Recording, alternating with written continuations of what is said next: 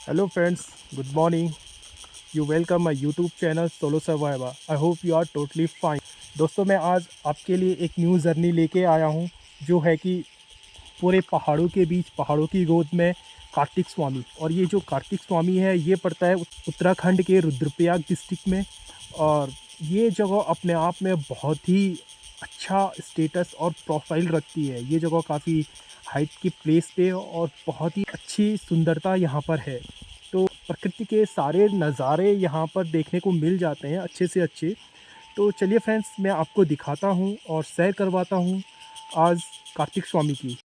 तो मैं और मेरी जो बेस्ट पार्टनर मेरी गाड़ी है, हम दोनों यहाँ पर फुल्ली प्रिपेयर्ड हैं इस जर्नी के लिए।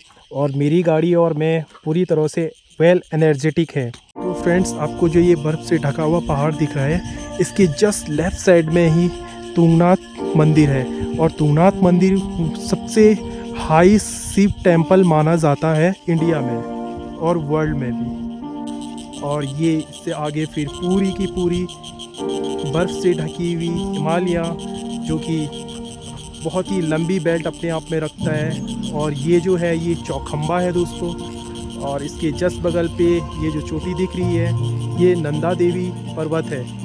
और ये बेल्ट यूँ ही आगे बढ़ती जाती है और अपने आप में बहुत सारे पहाड़ों को कैरी करता है और उत्तराखंड को और भी सुंदर बना देता है अपनी इसी क्रिएटिवनेस से। नेचर जो है अपने आप में बहुत ही बड़ा आर्टिस्ट है जो इस तरह की सुंदरता को बनाने में कोई कसर नहीं छोड़ता है।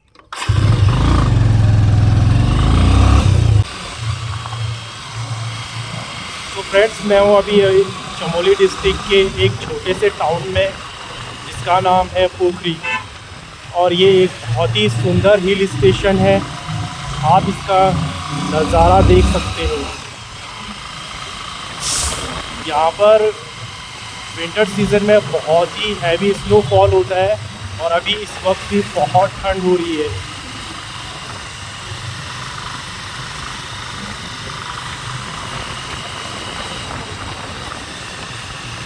मैं इसी छोटे से हिल स्टेशन को क्रॉस करके रुद्रप्रयाग डिस्ट्रिक्ट में एंटर करूंगा और वहां से कार्तिक स्वामी के लिए जाऊंगा।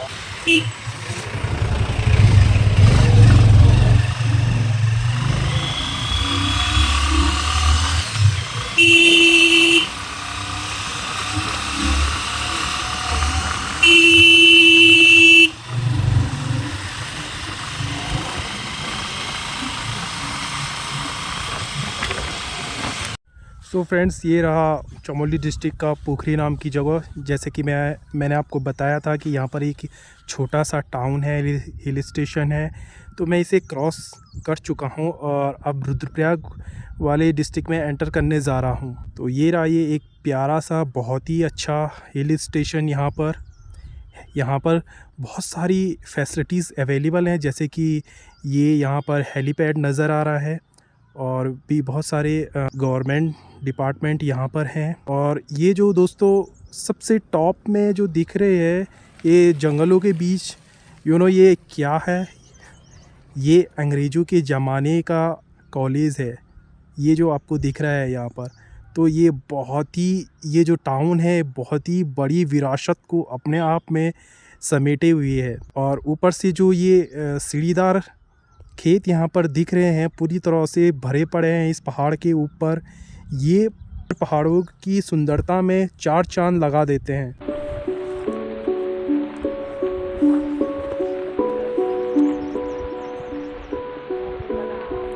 और ये एक छोटा सी गांव यहाँ पर।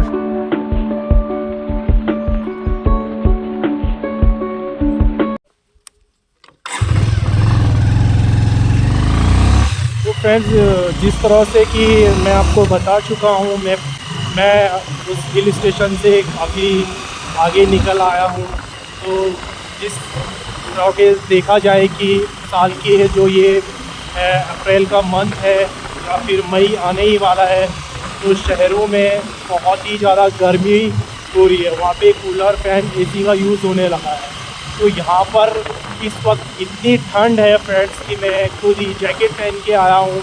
हाँ, इस वक्त धूप बहुत ही अच्छी खिली हुई है, लेकिन इस धूप का कोई भी असर यहाँ पर नहीं पड़ रहा है। मुझे बहुत ही ठंड का सामना करना पड़ रहा है। बहुत ही ठंडी हवा चल रही है और ये जो फॉरेस्ट अपने आप में हर तरह के स्पीसीज ऑफ ट्री को समाये हुए है। ये जगह दोस्तों अपने आप में बहुत ही फेमस है एक चीज़ की वजह से। यहाँ से 2 किलोमीटर पड़ेगा मोहन खाल। ये क्यों फेमस है मैं आपको बताता हूँ। ये जगह अपने मौसम खुद ही बनाने की कैपेबिलिटी रखता है। तो फ्रेंड्स ये आ चुका है एक छोटा सी हिल स्टेशन जिसका नाम है मोहन खाल।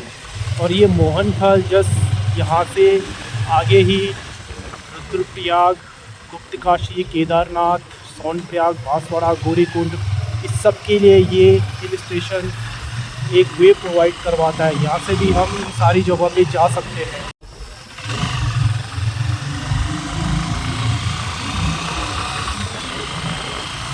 मैं इस रास्ते की जितनी भी तारीफ़ करूँ वो कम ही है। मैंने अपनी लाइफ में बहुत सारे हाइकिंग की है, ट्रैकिंग की है, लेकिन इस जंगल की सुंदरता सच में कहते हैं ना कि एक तरफा होना, स्पेशल होना, ये अपने आप में एक अलग ही ब्यूटी को समेटे हुए है। और यहाँ पर सच में इतनी ठंड है दोस्तों कि मुझे बहुत ठंड लग रही है। तो मैंने एक्सपेक्ट नहीं किया था कि साल के इस वक्त में यहाँ पर इतनी ठंड होगी। और मैं बिल्कुल भी एक अच्छे बैकपैक के साथ नहीं आया हूँ, तो मुझे बहुत ठंड का सामना करना पड़ रहा है। वाह, चारों तरफ, दोनों तरफ, आगे पीछे सारी जगह एक अच्छे से नज़ारा देते हुए ये रास्ता देवदार के जंगल के साथ, बांज के जंगल के साथ, मज़ा आ गया।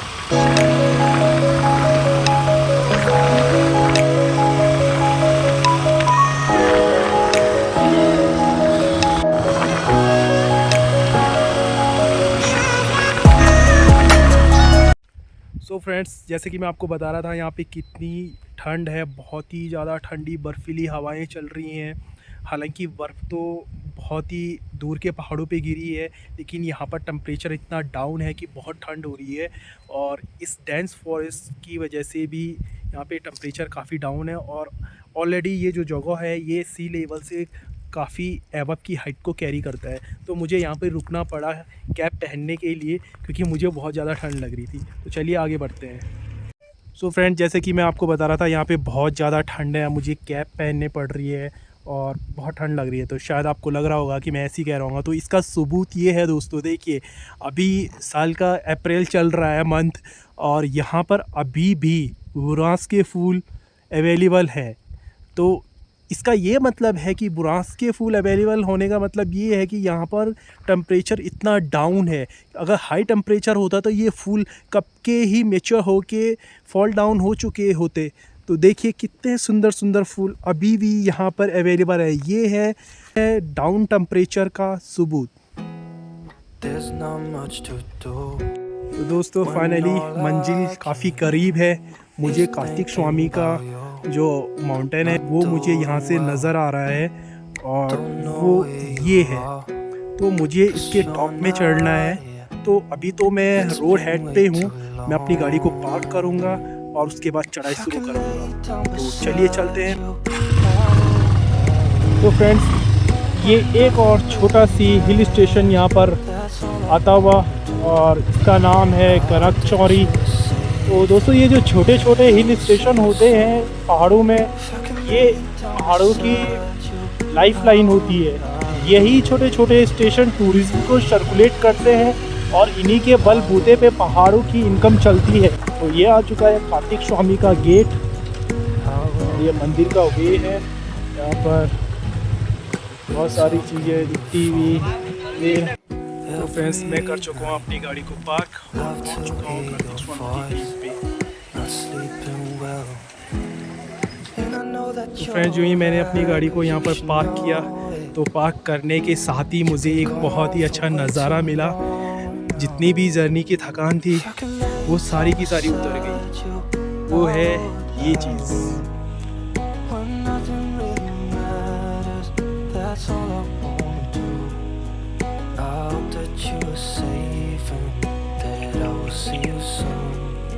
I can lay down beside you, I would. तो फ्रेंड्स मैं शुरू करता हूँ आज का अपना ये सोलो हाइक।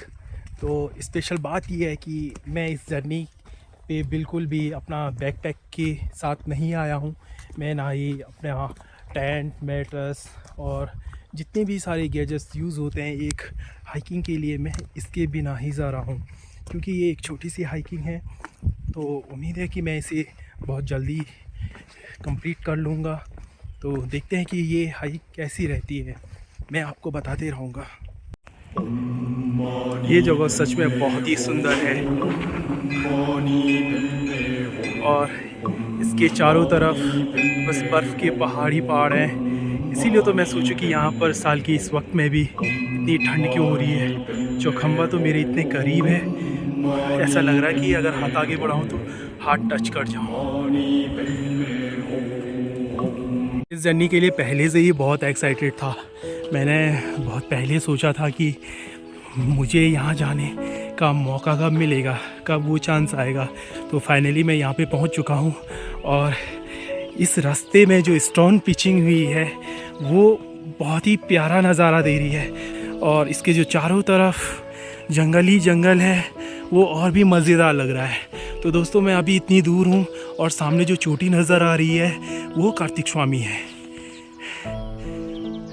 तो आई होप कि मैं यहाँ पर जल्दी से जल्दी पहुँचूँ और अपने इस प्यारी सी जर्नी को कंप्लीट करूँ। पहाड़ों की सुंदरता बढ़ाने के लिए ये जो बुरांस के फूल हैं ये अपना रंग जंगल में बहुत अच्छे से भर देते हैं। और ये जो बुरांस के फूल हैं फ्रेंड्स, ये हार्ट पेशेंट को बहुत ही बेनिफिशियल होते हैं। वाह, बहुत ही प्यारा व्यू, सच में मज़ा आ गया। मुझे जितनी थकान लगी थी सब की सब उतर चुकी है इस सुंदरता को देख के। प्रकृति ने बहुत ही अच्छे से खुद को सजाया है।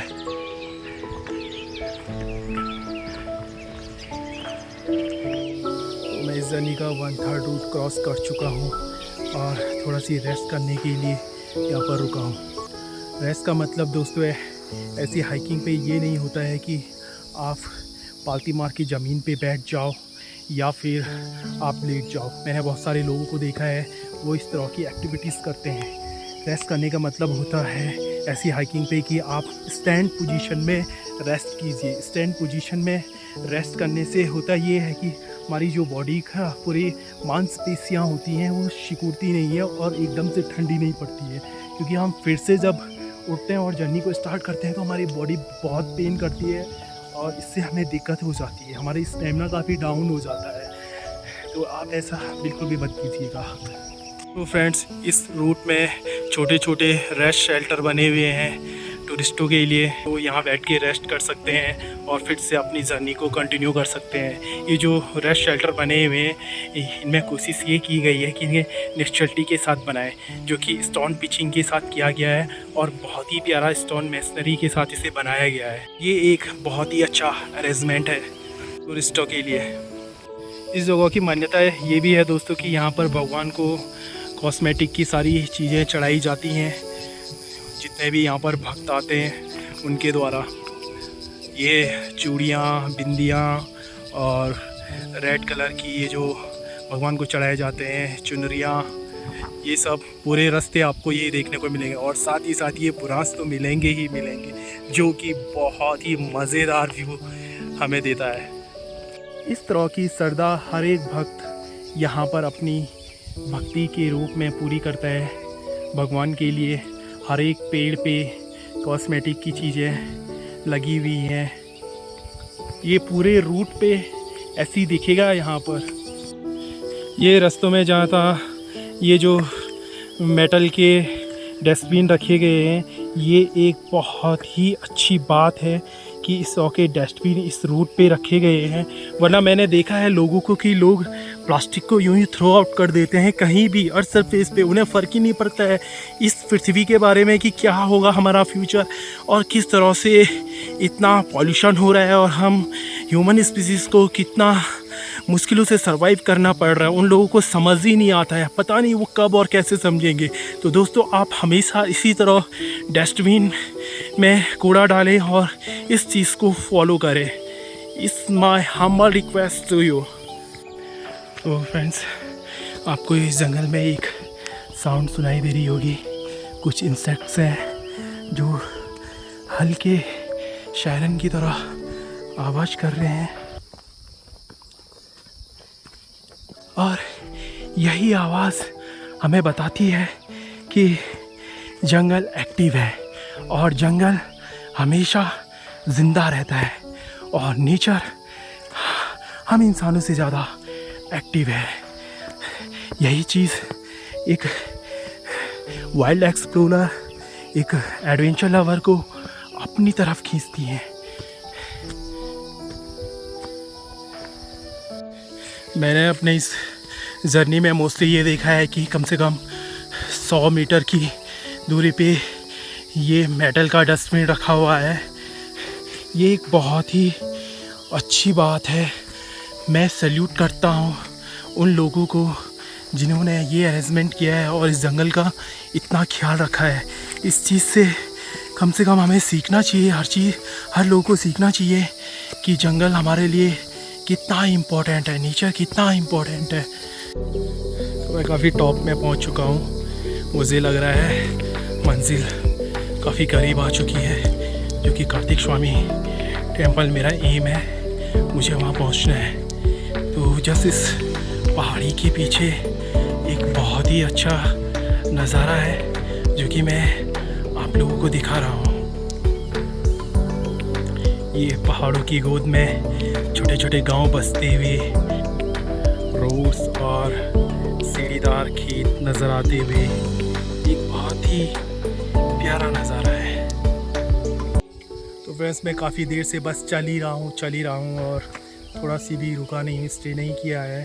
तो मुझे लगता है कि इतनी जल्दबाजी किस बात की, थोड़ा रेस्ट करके आगे बढ़ते हैं, मज़े करके आगे बढ़ते हैं। तो मैं थोड़ा रेस्ट करता हूँ यहाँ पर, और उसके बाद मैं आगे बढ़ता हूँ और दिखाता हूँ आपको यहाँ का और भी अच्छे अच्छे नज़ारे।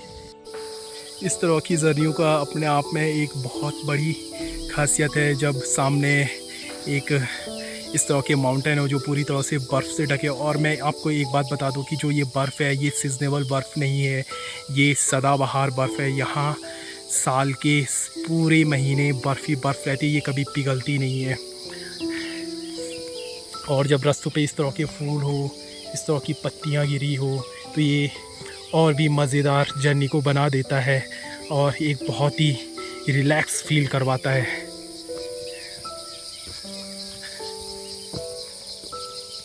तो फ्रेंड्स, मुझे अपनी इस जर्नी में ऐसे शेल्टर बहुत सारे दिख गए हैं। ये एक बहुत ही अच्छा अरेंजमेंट है जो कि टूरिस्ट को बिल्कुल भी प्रॉब्लम होने नहीं देता। ये हमें बारिश से, तूफ़ान से और स्नोफॉल से यहाँ पर हमें प्रोटेक्ट करता है। और अगर रास्तों में इस तरह की सारी सुविधाएं हो तो हमारी जर्नी और भी आसान हो जाती है। स्पेशली जो सोलो सर्वाइवर होते हैं उनके लिए तो ये एक बहुत बड़ी हेल्प हो जाती है। तो फ्रेंड्स, मैं हूँ अभी मेन रोड पे, और ये जो मैं आपको दिखा रहा हूँ ये है छोटे छोटे रास्ते, इन्हें बोलते हैं मिडवे। तो आप अपनी जर्नी में कभी भी ये गलती मत कीजिएगा कि आप शॉर्टकट लेने की कोशिश करें। मैंने बहुत सारे लोगों को देखा है, वो शॉर्टकट लेने की कोशिश करते रहते हैं। ये जो शॉर्टकट होते हैं ये काफ़ी चढ़ाई वाले होते हैं और इन पे चढ़ने में हमारी बहुत ज़्यादा स्टेमिना खर्च हो जाता है, और जिससे कि हम बहुत जल्दी थक जाते हैं। तो आप हमेशा मेन रूट से ही अपनी जर्नी को स्टार्ट रखें और छोटे छोटे कदमों के साथ चलें। हाँ, ये जो चीज़ है ये एज वेरिएशन के हिसाब से स्टेमिना वेरी कर जाता है। डिपेंड करता है कि हाइकर की एज कितनी है या फिर उसे फिजिकल प्रॉब्लम तो नहीं है। तो इस हिसाब से ये चीज़ तो वेरी करती है कि कौन कितनी जल्दी और कितने टाइम में पहुंचता है। देखने से तो कोई भी मंजिल बहुत करीब नज़र आती है दोस्तों, लेकिन मुझे लग रहा था मैं इसे बहुत जल्दी कंप्लीट कर दूंगा, लेकिन ये रास्ता तो बढ़ता ही जाता है। और ऐसा अक्सर हर एक हाइकिंग पे होता है। दूर की चीज़ें हमें बहुत पास दिखती है और हमें लगता है कि हम बस पल भर में वहाँ पर पहुँच जाएंगे, लेकिन ऐसा नहीं होता है। इसीलिए मैं ये कह रहा था कि अपने छोटे छोटे स्टेप साथ बढ़ें और अपनी एनर्जी को सेव करते हुए आगे बढ़ते रहें। सेव द एनर्जी, ये हाइकिंग के रूल्स होते हैं, बार बार यही सिखाया जाता है हाइकिंग करने में, सेव द एनर्जी। तो मैं फाइनली कार्तिक स्वामी के एक पड़ाव पे पहुंच चुका हूं और इस तरह के साइन बोर्ड्स यहाँ पर लगा हुआ है। आप इसका विशेष ध्यान रखिए और इस चीज़ को फॉलो ज़रूर कीजिए दोस्तों। इस पड़ाव पे आपको खाने पीने और रहने की सारी सुविधाएं उपलब्ध हो जाती हैं। ये एक बहुत ही अच्छी बात है। हमें यहाँ पे रिसोर्सेस मिल जाते हैं और हम अपनी एनर्जी को फिर से गेन करके आगे बढ़ सकते हैं। और यहाँ से वो रास्ता आगे जाते हुए और ये फिर से उतनी ही दूर मुझे नज़र आ रही है अपनी मंजिल। तो मैं इसीलिए कह रहा था, चीज़ें पास लगती हैं लेकिन होती बहुत दूर है इस तरह के पहाड़ों में। ये बहुत ही प्यारे रूम्स अवेलेबल हैं यहाँ पर। इस तरह की जगहों पर सीमेंट सरिया का यूज़ होना अपने आप में बहुत बड़ा टास्क है, क्योंकि यहाँ तक ट्रांसपोर्ट की बहुत ही ज़्यादा प्रॉब्लम और बहुत टफ हो जाता है। ये होटल है भैया, यहाँ पे खाने की व्यवस्था। ओके, ये दाल चावल रोटी सब्जी पराठा मैगी। Thank you. आओ, हम वापस आते हुए आपको पहाड़ी मिलते खाना हैं। खाओ, ठीक है, पहाड़ी दाल मिलेगी, पहाड़ी दाल मिलेगा पहाड़ी सब। दूध है घर का। ओके, जी। ठीक है, थैंक यू। ये यहाँ का छोटा सी मार्केट बहुत ही प्यारा अरेंजमेंट के साथ, बहुत ही मेहनती लोग हैं ये। इतनी हाइट पे चीज़ों को लाना बहुत टफ हो जाता है और इन पहाड़ी लोगों को मैं सैल्यूट करता हूँ। हेलो बच्चे, हाय, क्या बनाया खाने में? क्या बनाया और बोल। बताओ, क्या नाम है आपका? ओके, तो मैं यहाँ पर खाना खाने आऊँ आपके होटल पे? Okay, thank you. मैं जब वापस आता हूँ तो आता हूँ। ओके। वाह, बहुत ही सुंदर आर्किटेक्चर यहाँ पर शो हुई है। जब हम इतने टॉप में पहुँचते हैं और ये सारी चीज़ें हमें दिखती हैं, ह्यूमन रिसोर्सेज और ह्यूमन एक्टिविटीज़, तो एक बहुत ही अच्छा सुकून हमें मिलता है कि वाह, हम यहाँ पर सेफ में हैं।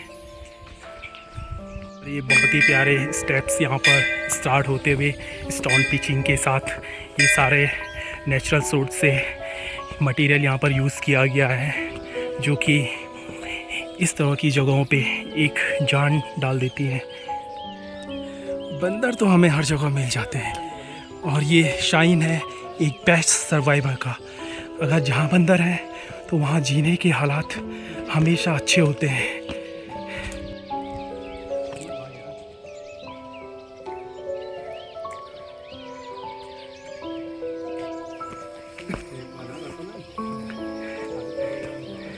तो फ्रेंड्स, चलिए इसके कॉर्नर पे जाके देखते हैं यहाँ नीचे क्या है। वाह, ब्यूटीफुल।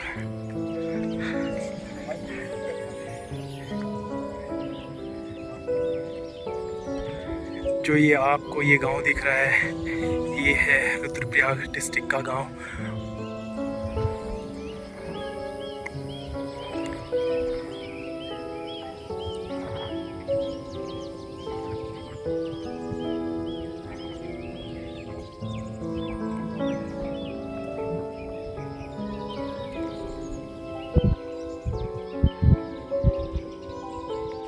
ये स्टोन पिचिंग रास्तों के साथ रेलिंग यहाँ पे इंस्टॉल की गई है। इट मीन्स यहाँ पर टूरिस्टों का सेफ्टी का विशेष ध्यान दिया गया है और इस इंटेलिजेंसी को भी मैं सैल्यूट करता हूँ। काबिले तारीफ़ है इस तरह के अरेंजमेंट और इस तरह का ख्याल रखना टूरिस्टों का।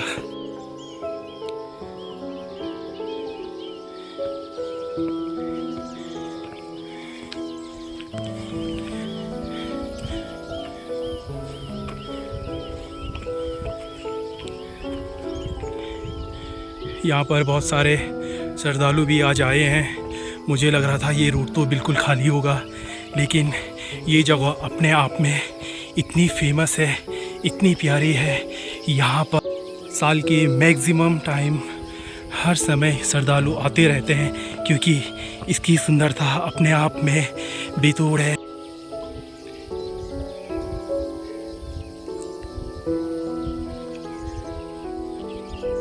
तो फ्रेंड्स, ऑलमोस्ट 90% रूट मैं कवर कर चुका हूँ और मैं बस पहुँचने ही वाला हूँ। साथ ही साथ जितनी ठंड है उतनी मुझे यहाँ पे स्वेटिंग फील हो रही है, मुझे काफ़ी गर्मी लग रही है।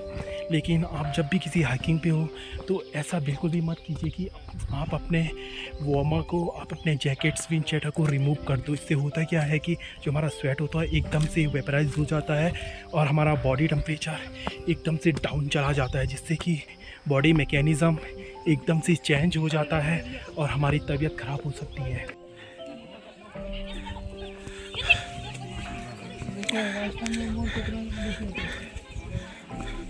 तो फाइनली मैं अपने एम पे पहुंच चुका हूं और अपनी इस प्यारी सी जर्नी को कंप्लीट कर चुका हूं। फ्रेंड्स, आपको जो सामने स्टेयर नज़र आ रही हैं ये बहुत ही लाजवाब है। बिल्कुल ये एक ऐसा कल्चर शो कर रहा है जैसे कि इजिप्शियन कल्चर होता है, ग्रीक कल्चर होता था, और मुझे ऐसा लग रहा है कि मैं किसी पिरामिड पे चढ़ने वाला हूँ।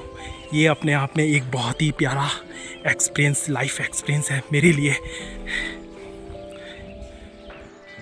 तो चलिए अब यहाँ पर शूज़ रिमूव करते हैं और टेंपल की तरफ चलते हैं। बहुत सारे लोग तो विद शूज़ स्लीपर्स जा रहे हैं, शायद ऊपर रिमूव करने की जगह हो, लेकिन मैं इस पे नंगे पैर चलना चाहता क्योंकि इससे हमारे एक्यूपेंचर काफ़ी अच्छे काम करते हैं और हमें मेंटली और हेल्थी बेनिफिशियल एक्टिविटीज़ मिलती हैं बॉडी को।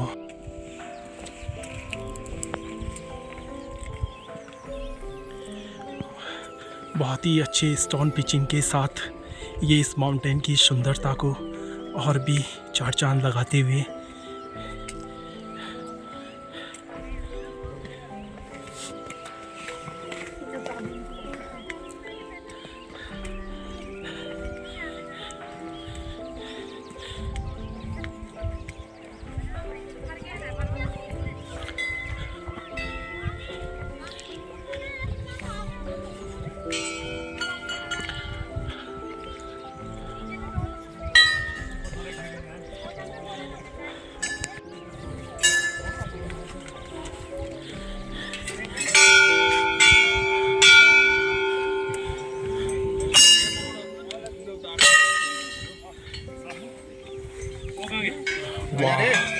so beautiful.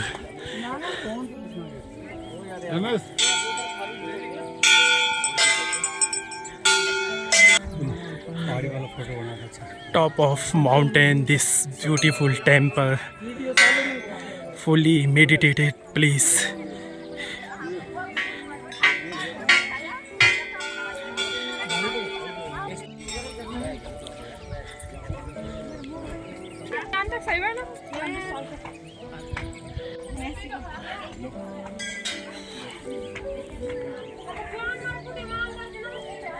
तो सामने जो वो चोटी दिख रही है दोस्तों, मैं वहाँ चलता हूँ और दिखाता हूँ आपको इसके पीछे का नज़ारा।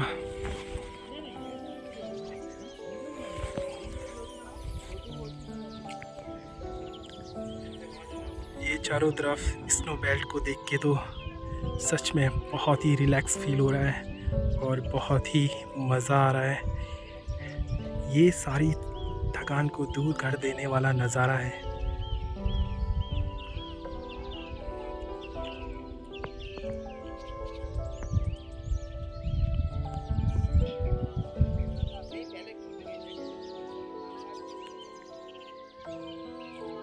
सो फ्रेंड, जैसे कि आपको ये पेड़ दिख रहे होंगे, ये बहुत ही बड़े होते हैं लेकिन ये इस हाइट पे काफ़ी छोटे हो रखे हैं। इसका रीज़न ये है दोस्तों कि होता क्या है कि यहाँ पर टेम्परेचर बहुत ही डाउन रहता है और साल के मैक्सिमम टाइम यहाँ पर स्नोफॉल रहता है। तो इनके ऊपर जब बर्फ़ गिरती है तो इनका shape and size and structure में इस तरह के बदलाव आ जाते हैं, जो कि पहाड़ों की इस सुंदरता में और भी प्यारे गुलदस्ते की तरह लगते हैं। सो मैं स्टॉप पे पहुंच चुका हूं फ्रेंड्स, तो आपको दिखाता हूं इसके पीछे का नज़ारा आखिर क्या है।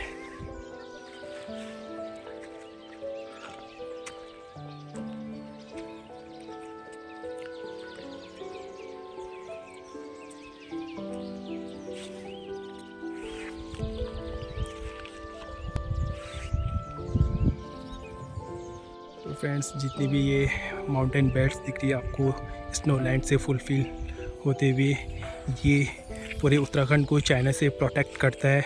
दूसरे शब्दों में कहे तो इंडिया को चाइना से प्रोटेक्ट करवाता है। इसे देख के तो ऐसा लगता है कि नेचर बस इंडियंस के फेवर में ही है। तो फाइनली मैं एक मेडिटेशन पॉइंट पे पहुंच चुका हूं।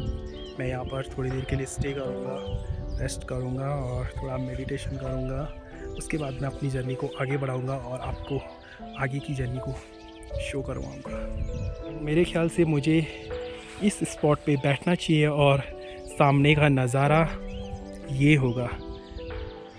तो फ्रेंड्स, मैंने इस टॉप ऑफ माउंटेन का एक स्टेप आपको शो कर दिया है। तो चलिए अब चलते हैं यहाँ से वापस।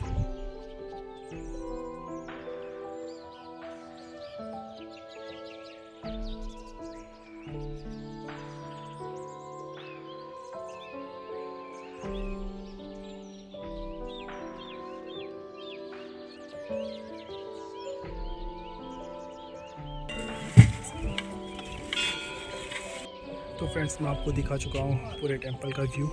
अब चलो मैं चलता हूँ यहाँ से वापस और उतरते हैं इन इजिप्शियन सीढ़ियों की तरफ। मैं इजिप्शियन इसलिए इसे कह रहा हूँ, इसका नाम नहीं है इजिप्शियन, ये इजिप्ट के पिरामिड का लुक दे रहा है, तो मैं इसलिए इसे इजिप्शियन कह रहा हूँ। कहीं आप ये ना समझ बैठो कि ये सीढ़ियों का नाम इजिप्शियन है।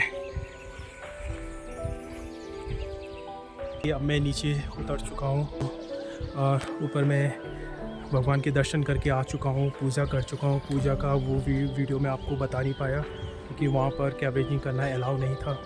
तो यहाँ पर इन्होंने मुझे ऊपर जाते वक्त बताया था कि यहाँ पर पहाड़ी खाना मिलता है। तो पहाड़ी खाना क्या है, कैसा है, उसका टेस्ट कैसा है, किस प्राइस में मिलता है, मैं ये सारी इन्फॉर्मेशन आपको दूंगा। तो फ्रेंड्स, मैं वापस पहुंच चुका हूं बेस कैंप पे, जो कि यहाँ पे खाना पक रहा है पहाड़ी कल्चर के साथ। यहाँ पे पहाड़ी खाना बन रहा है। तो ये बहुत ही अच्छा खाना यहाँ पर बना रहे हैं और बहुत ही रिजनेबल प्राइस है। सिर्फ़ और सिर्फ 100 रुपीज़ में पूरी डाइट दे रहे हैं। आप जब भी आइएगा यहाँ पर स्टे कीजिएगा, यहाँ पे खाना कीजिए।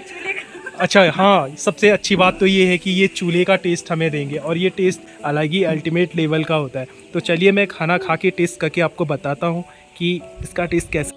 तो मेरा खाना सर्व हो चुका है, टेबल पे आ चुका है। खाने में है रोटी, सब्जी और पहाड़ी चटनी, और ये जो दाल है ये मिक्स दाल इन्होंने बताया मुझे। तो मैं ये टेस्ट करके आपको बताता हूँ इसका टेस्ट कैसा है। तो फ्रेंड्स, जो ये खाना है बहुत ही टेस्टी हो रहा है। जिस तरह से कि अंकल ने तारीफ़ की थी, ये उनकी तारीफ़ पे खरा उतरता है। सच में बहुत ही मज़ेदार हो रहा है। और जो ये चटनी है पता नहीं किस चीज़ की है, लेकिन बहुत टेस्टी हो रही है। अंकल ने बताया यहाँ पर रूम भी मिल जाते हैं 1000, 1200 और 1500 की रेंज में, जो कि एक बहुत ही सस्ता है, हर कोई अफोर्ड कर सकता है। तो ये एक बहुत ही अच्छी जगह है। यहाँ पर हर एक सुविधाएं अवेलेबल हैं, तो आप आइए और इन्जॉय कीजिए। ये बहुत छोटी और प्यारी सी बच्ची यहाँ पर आई है। चलो बताओ मुझे, ये चटनी किस चीज़ की है? ये बहुत टेस्टी हो रही है। टमाटर, लहसुन, नींबू, अच्छा नमक, अच्छा मसाला। अच्छा, मसाला भी है चटनी में। अरे वाह, तुम बहुत क्यूट हो। हरी मिर्च और अच्छा लहसुन। ठीक है। और तुम मेरे लिए क्या लेके आए हो अभी फिर से? रोटी ले आए हो, रख दो। Thank you so much. तो फ्रेंड्स, मैंने अपना खाना फिनिश कर दिया। खाना खा के बहुत मज़ा आया है। अब चलो यहाँ से नीचे उतरते हैं। सो फ्रेंड्स, मैं फाइनली वहाँ से नीचे पहुँच चुका हूँ, रोड के काफ़ी करीब। ये ट्रैक था अप्रॉक्सीमेटली 4 किलोमीटर्स के अराउंड। और ये जो टेंपल है कार्तिक स्वामी, मैं इसकी एक छोटी सी कहानी आपको बताता हूँ। आखिर आपको भी तो पता चलना चाहिए कि ये जो टेंपल है ये किस बेस पे यहाँ पर बनाया गया है, आखिर इसकी कहानी क्या है। तो मैं आपको बताता हूँ। तो इस कार्तिक स्वामी की टेंपल की ये कहानी ऐसी है कि शिव भगवान के जो 2 बेटे थे, कार्तिक और गणेश। तो कार्तिक और गणेश को शिव भगवान ने बोला कि जाओ ब्रह्मांड के चक्कर लगा के आओ। जो भी ब्रह्मांड का चक्कर कंप्लीट करेगा उसे माता और पिता की पूजा करने का पहला अवसर मिलेगा। तो कार्तिकेय जी चले गए ब्रह्मांड का चक्कर लगाने और उन्होंने ब्रह्मांड का पूरा चक्कर लगाया। लेकिन यहाँ पर बात ये हो गई कि जो गणेश जी थे, गणेश जी ने सिर्फ अपने माता पिता के चारों तरफ घूम के ही एक राउंड पूरा किया और कहा कि मेरे लिए ब्रह्मांड मेरे माता पिता ही हैं, और वो इस रेस को जीत गए। तो जब कार्तिकेय वापस आते हैं तो उन्हें बहुत गुस्सा आता है कि आखिर मैं रेस हार गया और जो है कि गणेश रेस को जीत गया। तो कार्तिकेय ने गुस्से में अपनी हड्डियां अपने पिता को दे दी, यानी कि शिव भगवान को दे दी, और मांस अपनी माता को दे दिया। तो जो हड्डियां हैं दोस्तों, वो हड्डियां इस कार्तिक स्वामी टेम्पल में हैं, कार्तिक जी की। तो इन हड्डियों को माना जाता है कि अभी भी इस टेम्पल में अवेलेबल है या दफन है, इतना इन्फॉर्मेशन मुझे नहीं है। तो इन हड्डियों के यहाँ पर अवेलेबल होने के बेस पे ही इस टेम्पल का नाम कार्तिक स्वामी टेम्पल पड़ा। आई होप कि आपको ये कहानी अच्छे से समझ आ गई होगी, और मुझे पता है कि आप लोग काफ़ी नॉलेजफुल हो, तो ये कहानी आपने पहले भी सुनी होगी, नहीं सुनी होगी तो इस बार मैंने तो सुनाई दी। फ्रेंड्स, मुझे यहाँ पर एक चीज़ दिखी है इस जंगल में, ये जंगली भालू की पॉटी है। ये बहुत बुरी खबर है। इसका मतलब ये है कि मुझे यहाँ पर पूरी तरह से अलर्ट रहना होगा। ये जो पहाड़ी इलाकों के ब्लैक कलर के बेयर होते हैं, ये बहुत ही ख़तरनाक होते हैं, तो इनसे बहुत ही केयरफुल रहना पड़ता है। तो फ्रेंड्स, फाइनली मैं पहुंच चुका हूँ रोड हेड पे, और मेरा बेस्ट बडी मेरा वेट कर रहा है, यानी कि मेरी गाड़ी। ये मेरा बहुत ही बेस्ट पार्टनर है, हर जगह मेरा साथ देता है, ये कभी मुझे धोखा नहीं देता है। तो फ्रेंड्स, मैं अपने आज का ब्लॉग यहीं पे एंड करता हूँ। आई होप कि आपने इसे बहुत ही इंजॉय किया होगा। और हाँ, प्लीज़ यार, मैं आपके लिए अच्छे से कलेक्शन लाने की पूरी कोशिश करता हूँ। तो लाइक शेयर कमेंट करना मत भूलिएगा। कमेंट पे अपना फीडबैक ज़रूर दें। आपका फीडबैक एक नई एनर्जी मुझे देता है। मेरा एम ये रहता है कि आप घर बैठे ही चीज़ों को एंजॉय कर सको, और आप जो लोग नहीं जा पाते हैं कहीं भी, वो घर बैठे ही चीज़ों को देख सके और जगहों को देख सके कि कौन सी जगह कैसी है। मिलते हैं न्यू सोलो हाइकिंग पे, जो कि बहुत ही रोमांस भरी होगी। तब तक के लिए टेक केयर, बाय।